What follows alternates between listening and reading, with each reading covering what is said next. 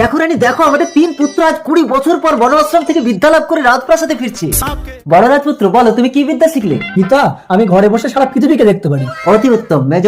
পিতা, আমি মুহূর্তের মধ্যে পৃথিবীর যে কোনো জিনিস এনে দিতে পারি। বেশ। ছোট? পিতা, আমি মৃত মানুষের জীবন দিতে পারি। মহারানী, তার মানে আজ থেকে তুমি অমর। আচ্ছা রাজপুত্রগণ, বলো তো কোন দেশের রাজকন্যা আমার বৌমা হবে? পিতা, আমি দেখতে পাচ্ছি অচিনপুরের রাজকন্যা। কিন্তু পিতা, রাজকন্যা তো মারা গেছে, সবাই তাকে শ্মশানে নিয়ে যাচ্ছে।